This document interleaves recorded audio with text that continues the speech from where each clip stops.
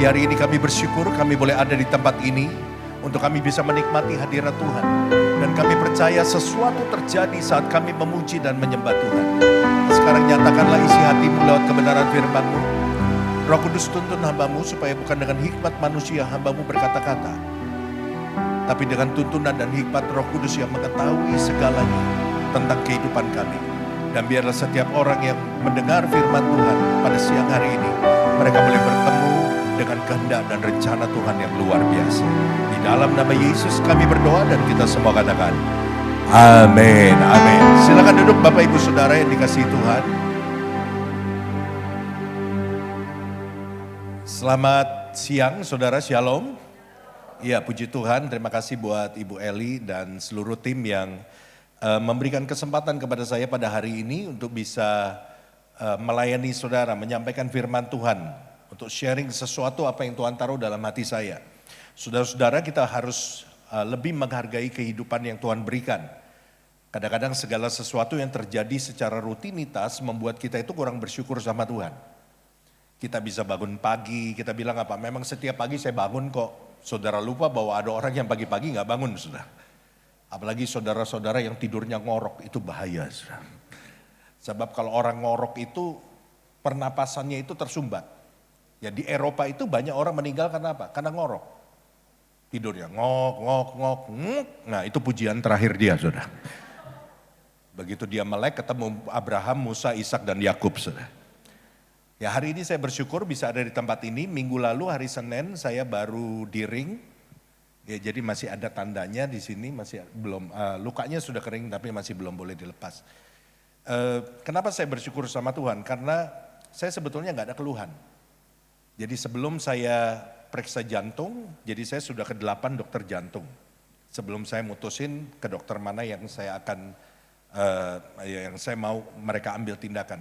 Nah sebelumnya bahkan 2-3 minggu sebelumnya saya masih pelayanan ke Cirebon naik motor pulang pergi seorang diri. Ya saya punya hobi riding, ya jadi kemarin itu sekalian saya pelayanan ke Cirebon, satu gereja di Cirebon saya gunakan sekalian buat me time. Saya pergi sendiri ke Garut, kemudian ke Cirebon, sekaligus saya ambil waktu untuk saya bisa me time. Dan gak ada keluhan sama sekali. Gak ada rasa nyeri, gak ada rasa sakit, gak ada rasa sesak, saya masih maintenance seminggu 2 kali.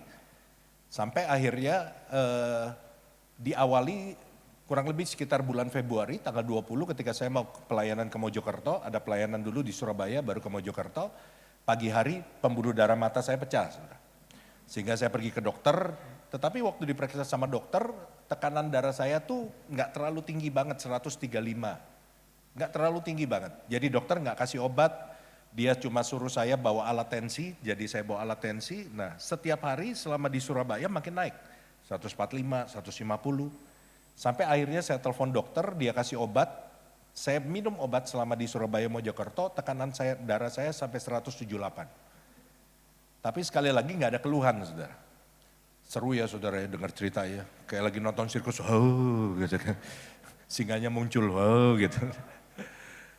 Sampai akhirnya saya pulang. Saya ganti obat darah tinggi saya dan tekanan darah saya normal kembali. Keesokannya saya pergi ke lab untuk cek darah. Dan ternyata bulan Maret awal saya baru tahu, baru didiagnosa bahwa saya itu ada gula dan kolesterol. Dan sejak itu saya mulai jaga makan. Dari bulan Maret itu sampai hari ini saya udah turun 5 kilo, saudara. Jadi duren cuma lihat doang gitu doang. Cuma menikmati ngelihat orang makan aja, saudara. Nah, kemudian saya tuh iseng ikut teman saya check up di KL. Ya karena saya dapat berita, dapat info dari teman saya, pendeta di Mojokerto waktu saya pelayanan.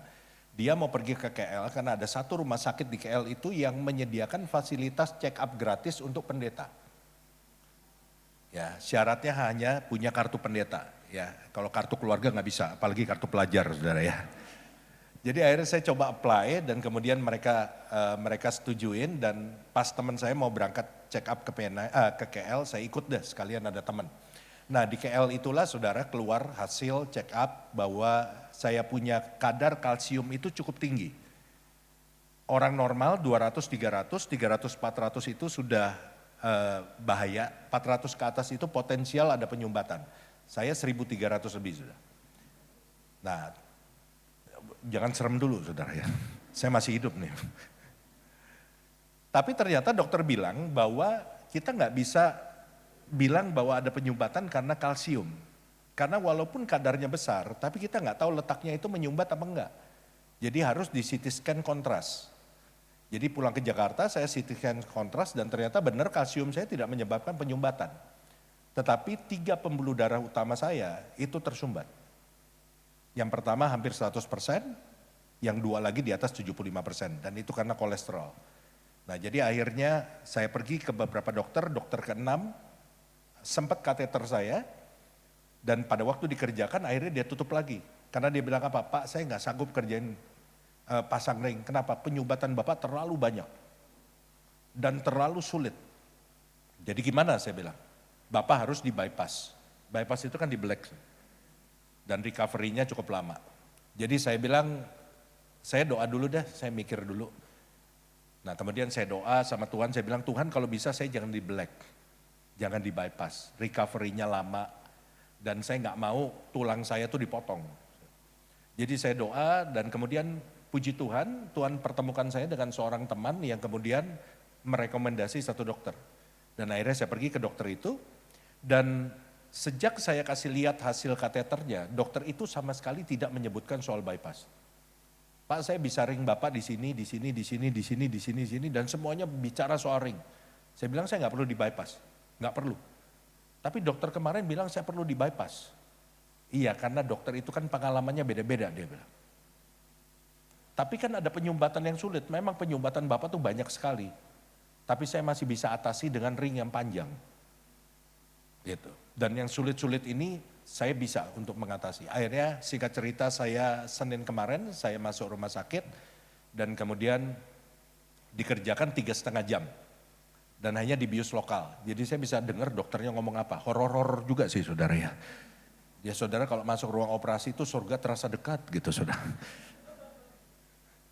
Cuma kurang penampakan aja saudara ya.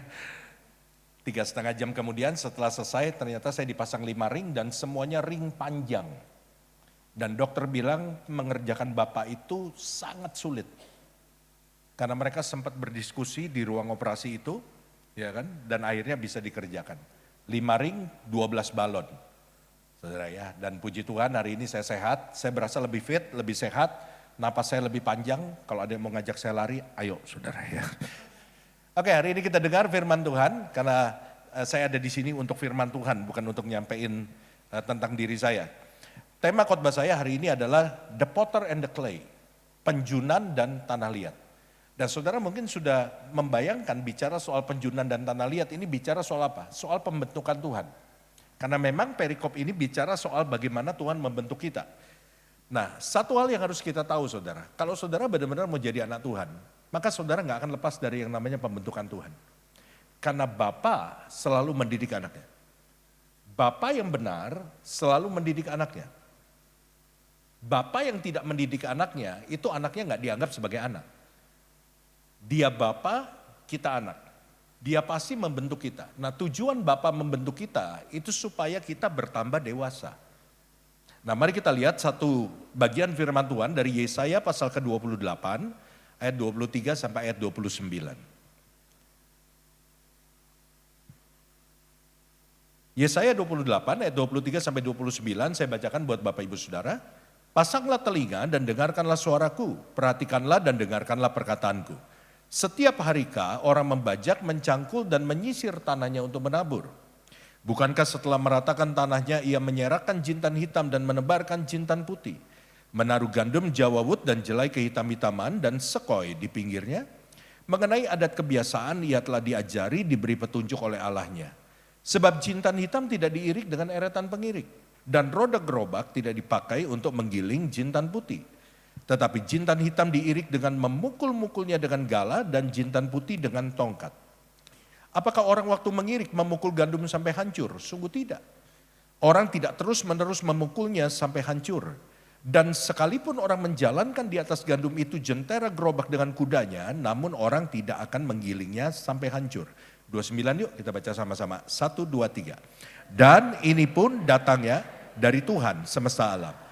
Ia ajaib dalam keputusan dan agung dalam kebijaksanaan. Nah, saudara-saudara, seperti saya katakan tadi bahwa Bapa akan membentuk kita sebagai anaknya. Dan tujuannya adalah supaya kita menjadi dewasa. Menjadi seperti Kristus, itu adalah menjadi dewasa. Kalau saudara perhatikan, mengerikan juga ya. Kalau saudara perhatikan saudara, Yesus di dalam setiap keputusannya, dalam setiap perkataannya, dalam setiap pola pikirnya, kalau saudara memperhatikan benar, maka kita bisa bilang bahwa Yesus itu adalah pribadi yang bijaksana. Orang yang bijaksana adalah orang yang dewasa. Karena orang dewasa itu tidak bertindak semaunya, tidak bertindak berdasarkan reaksinya. Tapi orang yang dewasa itu akan bertindak berdasarkan respon. Saudara tahu beda reaksi sama respon? Reaksi itu adalah sesuatu yang saudara lakukan tanpa saudara berpikir. Misalnya ada orang katain saudara, oh lu tuaan ya, mata lu. Nah gitu saudara, itu namanya reaksi saudara. Respon itu adalah tindakan yang dilakukan setelah berpikir. Itu respon. Dan Yesus selalu memberikan respon sebagai tanda bahwa dia dewasa. Saudara nggak bisa menjadi seperti Yesus kalau saudara nggak memiliki kedewasaan. Dan dewasa ini bukan bicara soal umur, tapi soal karakter. Ya, dewasa bukan bicara soal usia. Sebab banyak orang yang secara usia sudah tua, tapi secara karakter nggak dewasa. Makanya saya suka dengar ya saudara kadang-kadang di mall gitu ya, ada oma-oma ngomelin suaminya. Lu udah tua ya, tapi kayak anak kecil. Nah saudara, pernah dengar nggak? Atau saudara pernah diomelin kayak begitu? Udah tua tapi kayak anak kecil, ternyata tua dan dewasa itu dua hal yang berbeda. Kita suka dengar pepatah yang mengatakan menjadi tua itu pasti, menjadi dewasa itu adalah pilihan. Untuk menjadi dewasa kita perlu mengalami yang namanya proses dibentuk oleh Tuhan. Percayalah bahwa Tuhan membentuk kita supaya kita lebih dewasa. Orang yang dewasa itu akan dipercayakan sesuatu yang lebih besar. Orang yang dewasa itu bisa melihat segala sesuatu dengan lebih bijak. Orang yang dewasa itu bisa menimbang segala sesuatu yang membuat hidupnya akan menjadi tenang. Nah mari kita belajar begini. Bahwa pada waktu Tuhan membentuk kita, Tuhan itu tidak seenak-enaknya membentuk kita, mengizinkan pembentukan itu. Tapi sebagai Bapa yang bijaksana, dia itu punya pertimbangan-pertimbangan. Sebab ingat, tujuan pembentukan itu bukan untuk menghancurkan kita. Jadi dalam pembentukan Tuhan, Tuhan itu tetap menjaga kita. Karena itu dia punya pertimbangan. Nah mari kita lihat ada 3 pertimbangan. Pertimbangan yang pertama. Waktu Tuhan membentuk kita, Tuhan itu mempertimbangkan lamanya proses pembentukan. Jangka waktu pembentukan dari setiap saudara itu tidak ada yang sama. Kita baca dulu ya ayat 24 dan 25. Setiap harikah orang membajak, mencangkul dan menyisir tanahnya untuk menabur. Bukankah setelah meratakan tanahnya, ia menyerahkan jintan hitam dan menebarkan jintan putih. Menaruh gandum jawawut dan jelai kehitam-hitaman dan sekoi di pinggirnya. Nah ini ilustrasinya diambil dari seorang petani saudara. Di sini ada pertanyaan, apakah seorang petani itu kerjaannya cuma nyangkul dan membajak? Tiap hari seumur hidupnya nyangkul, bajak, apakah begitu saudara? Enggak. Sebab apa? Sebab mencangkul dan membajak itu ada tujuannya untuk meneruskan dengan proses yang lain. Karena itu ayat 25 bilang, setelah dia menyelesaikan proses cangkul dan bajak, dia mesti menaburkan jintan, benih itu. Berarti kalau saudara setuju, petani itu kerjaannya bukan nyangkul dan bajak, berarti saudara juga setuju bahwa pekerjaan mencangkul dan membajak itu ada jangka waktunya. Betul gak? Setuju dong? Ya, berarti petani itu nyangkul dan bajak ada jangka waktunya, satu kali dia akan berhenti. Nah pertanyaannya begini, kapan petani itu tahu bahwa dia sudah bisa berhenti mencangkul dan membajak? Kan dia nyangkul nih, bajak ya. Kan saudara bilang gak terus-terusan kan? Nah kapan petani itu tahu bahwa dia sudah bisa berhenti mencangkul dan membajak? Ayo, yang bisa jawab dapat sepeda. Kapan? Saya nggak bisa dengar suara saudara, mendingan saya jawab sendiri deh. Tujuan petani mencangkul itu apa? Supaya tanahnya gembur. Artinya kalau dia sudah mendapati tujuannya tercapai, dia bisa berhenti gak? Berhenti. Petani ini akan berhenti mencangkul dan membajak kalau tanahnya sudah gembur. Selama tanahnya belum gembur, dia akan terus mencangkul dan membajak, bahkan menggunakan alat yang lebih berat.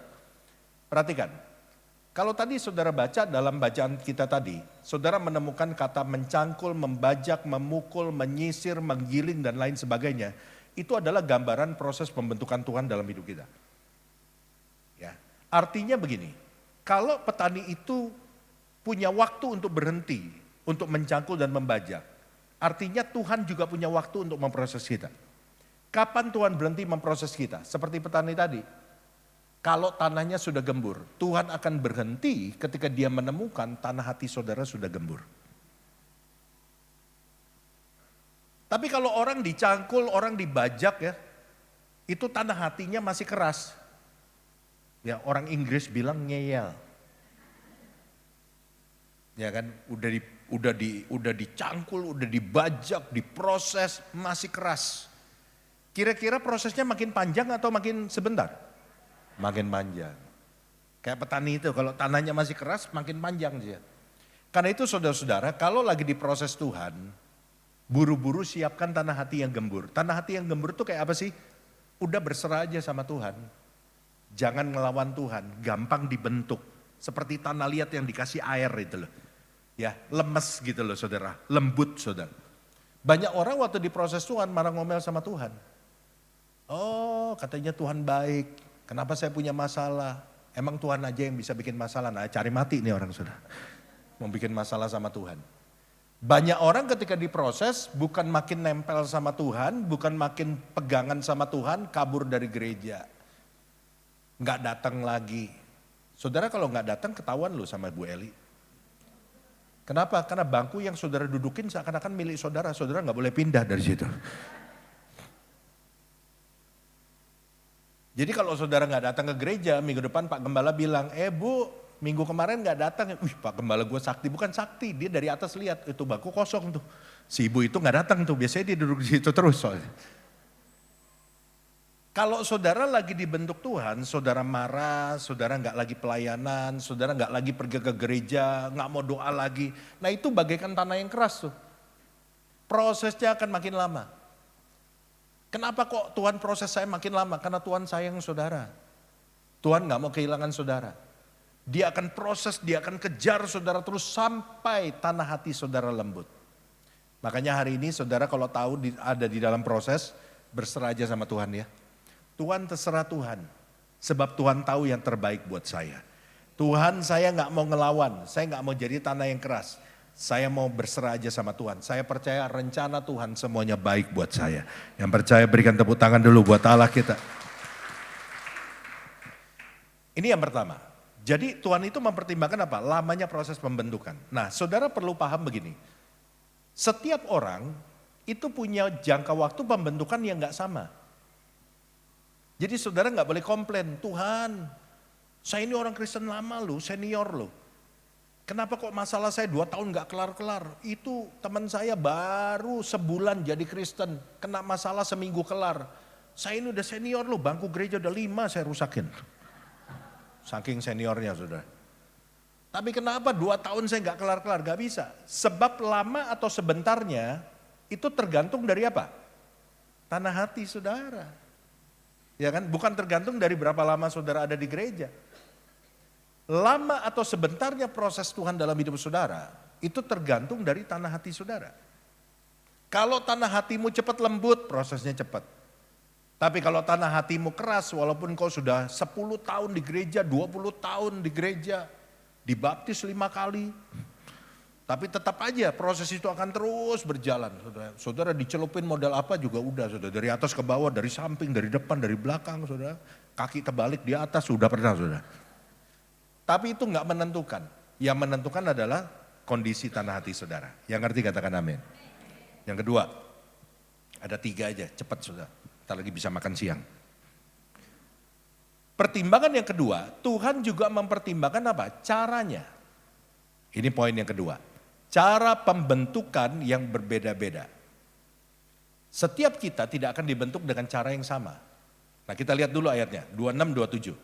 Mengenai adat kebiasaan, ia telah diajari, diberi petunjuk oleh Allahnya. 27 perhatikan, sebab jintan hitam tidak diirik dengan eretan pengirik. Dan roda gerobak tidak dipakai untuk menggiling jintan putih. Tetapi jintan hitam diirik dengan memukul-mukulnya dengan gala, dan jintan putih dengan apa? Dengan tongkat. Perhatikan ayat 27. Ada dua jenis jintan, tapi bahan dasarnya sama, yaitu jintan, betul? Cuma yang satu jintan apa? Hitam, yang satu jintan putih.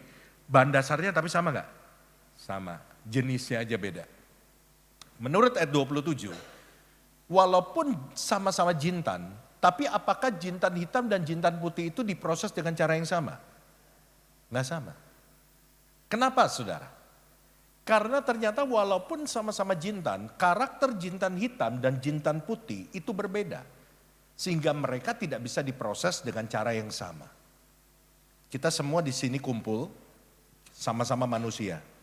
Coba lihat kiri kanannya, pastikan manusia saudara. Sama-sama orang, sama-sama makan nasi. Tetapi saudara perlu ingat bahwa saudara dengan orang di sebelah saudara itu karakternya gak sama. Betul gak? Udah gak usah langsung negor, iya lu karakternya jelek lu, adat lu, udah bukan buat berantem, saudara cuma ngasih tahu doang. Kita semua di sini kumpul, karakternya beda. Oke lah Pak, kita kan bukan satu keluarga. Oke, kita ngomongin satu keluarga. Siapa di sini yang anaknya 2? 3, 4, 5, mulai gak berani angkat tangan.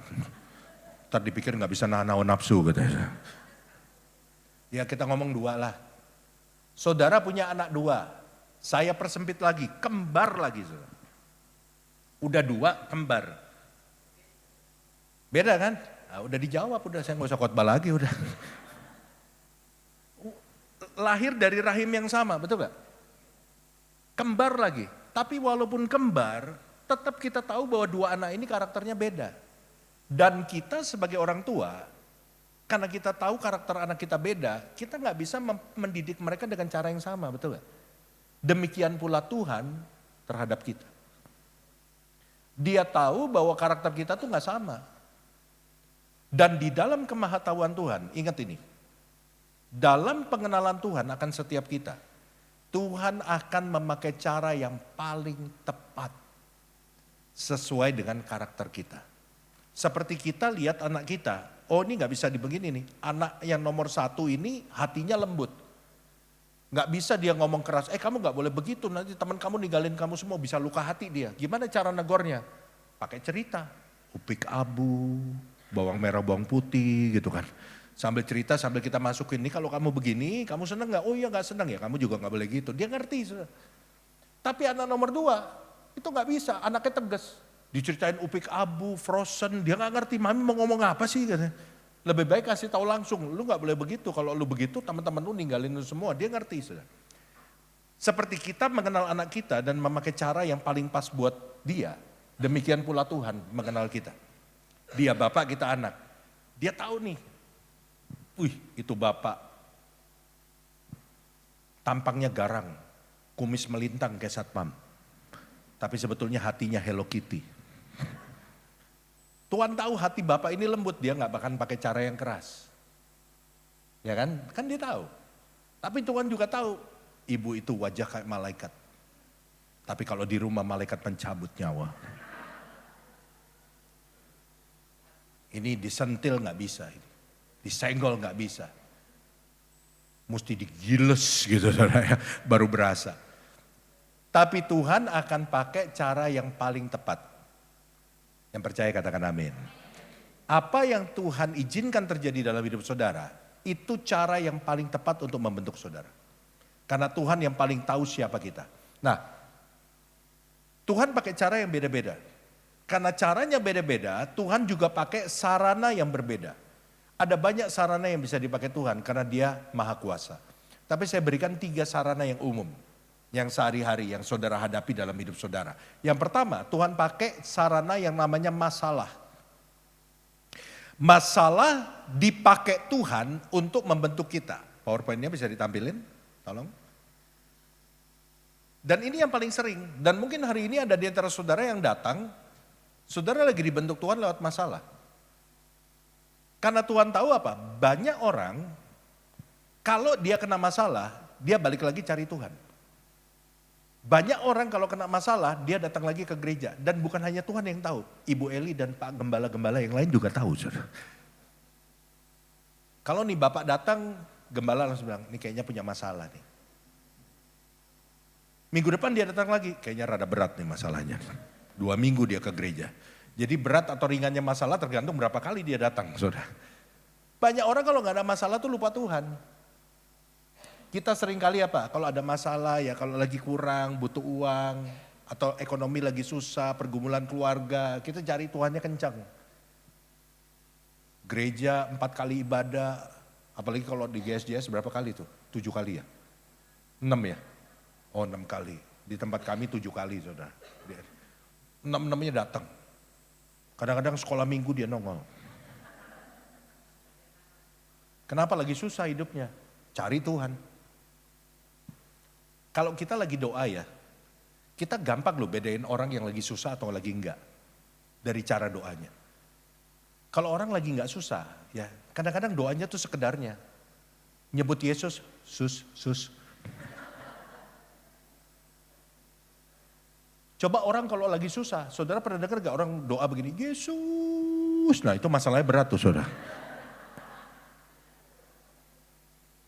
Udah gitu lulusan luar negeri lagi, Yesus colong saya, Tuhan bilang gua nyolong kapan nyolong ya katanya. Kadang-kadang kita tuh kalau lagi susah cari Tuhan. Begitu Tuhan udah angkat kita, ekonomi kita pulih, banyak orang jadi lupa Tuhan, betul gak? Ya kan? Kadang-kadang Tuhan perlu untuk menarik perhatian kita lagi.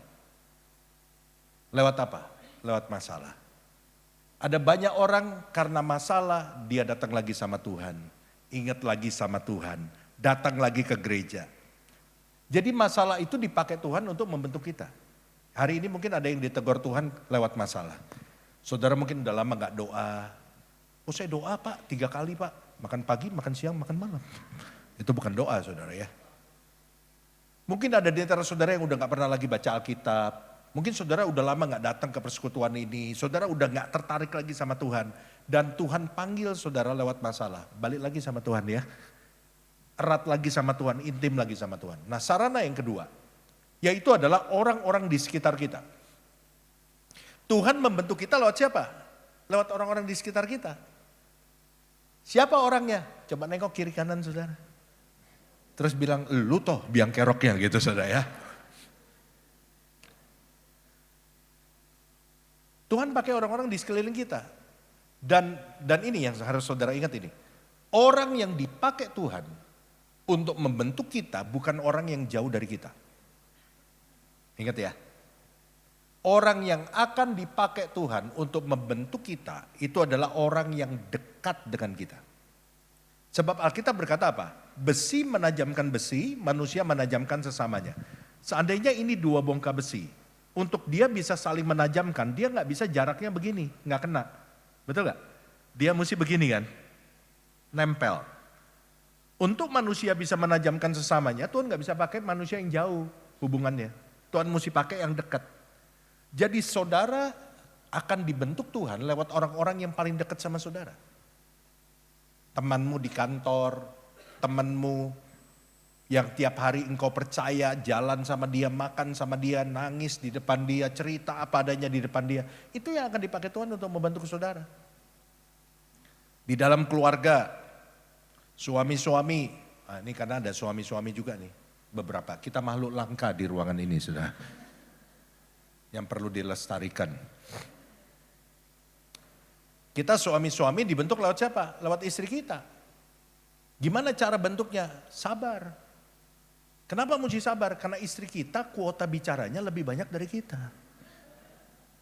Dia kuotanya unlimited. Kita tuh cuma paket 100 giga mungkin saudara.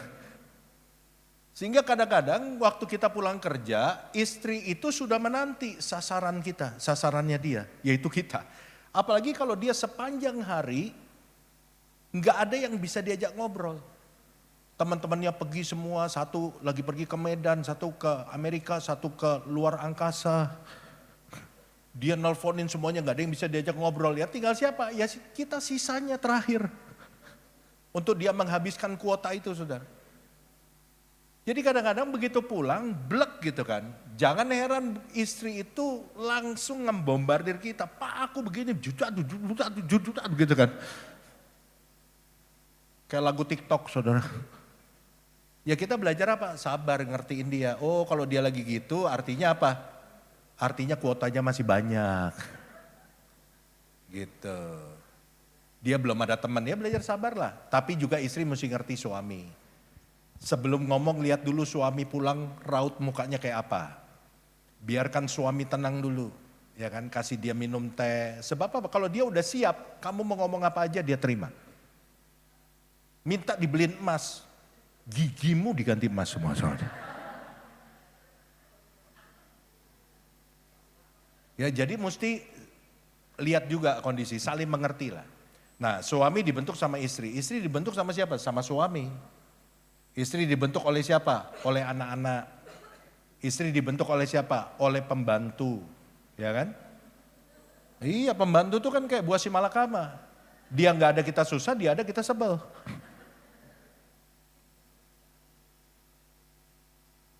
Dibentuk oleh siapa lagi? Istri-istri, mertuamu. Berbahagialah saudara-saudara yang rukun sama mertua. Karena jarang itu. Saya khotbah begini terus ada ibu-ibu yang bilang, Pak, tapi saya doain mertua saya loh. Wih, ibu termasuk yang jarang. Apa doanya? Tuhan kapan kau cabut nyawanya? Nah ini salah juga doa begini saudara ya. Nggak boleh juga saudara. Jadi kita ini akan dibentuk lewat orang-orang di sekitar kita. Saya mau katakan kepada saudara gini.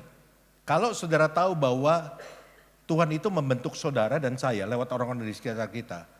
Mulai sekarang coba pikirin siapa temanmu yang bikin masalah sama saudara. Jangan ngomel. Tapi doa sama Tuhan. Tuhan terima kasih hari ini aku tahu bahwa dia dipakai Tuhan. Sedang dipakai Tuhan untuk bentuk saya. Tapi gak enak Pak pembentukannya, dia nyakitin hati saya. Ya itu pembentukan. Kalau saudara gak pernah disakiti, saudara gak akan pernah belajar yang namanya mengampuni. Saudara hanya bisa belajar mengampuni ketika engkau disakiti. Betul gak?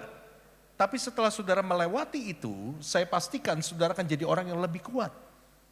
Yang pertama itu selalu lebih sulit untuk segala hal. Saudara gak pernah bangun pagi, mau bangun pagi yang pertama kali sulit, betul gak? Gak pernah ikut doa, disuruh doa, gak pernah mau ikut. Pertama kali saudara mau ikut itu paling sulit. Tapi yang kedua, ketiga, keempat akan lebih mudah, betul gak saudara? Ya kan? Mengampuni juga gitu dalam segala hal. Yang pertama tuh yang paling sulit. Karena itu saudara-saudara, kita mesti sadar.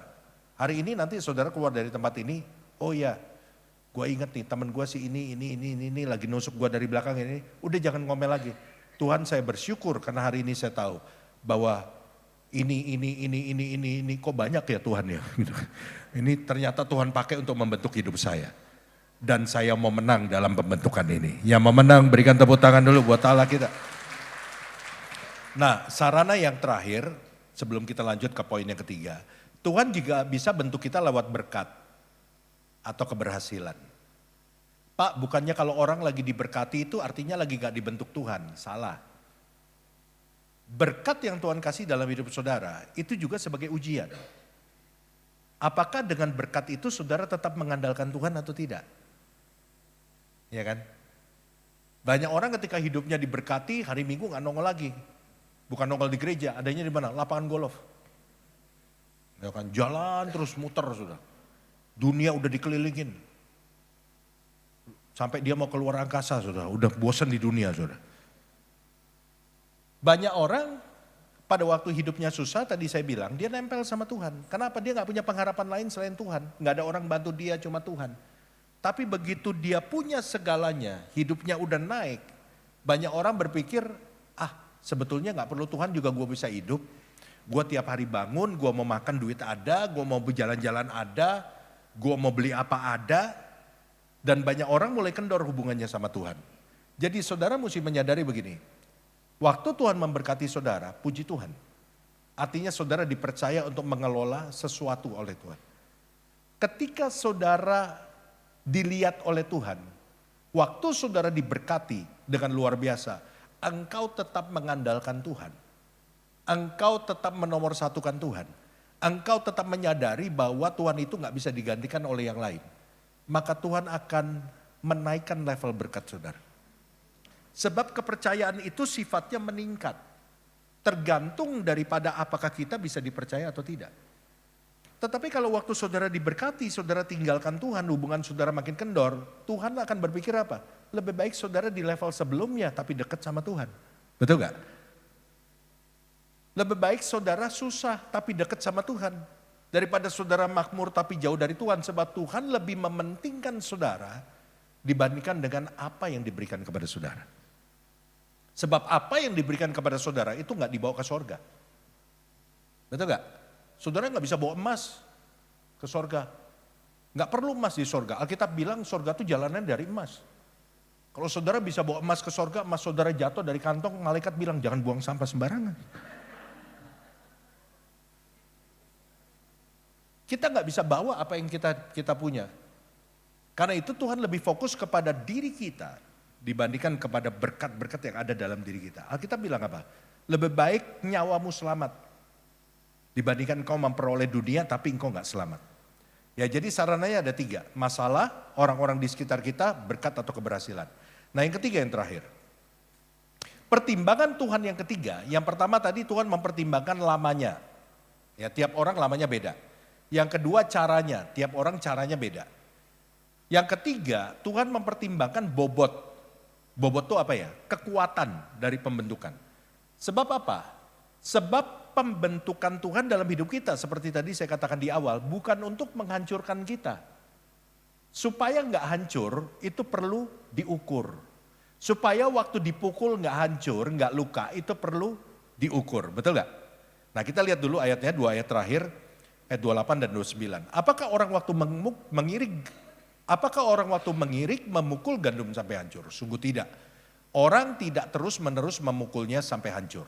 Dan sekalipun orang menjalankan di atas gandum itu jentera gerobak dengan kudanya, namun orang tidak akan menggilingnya sampai hancur. Ayat 29. Dan ini pun, apa yang dimaksud dengan ini pun? Semua tadi itu.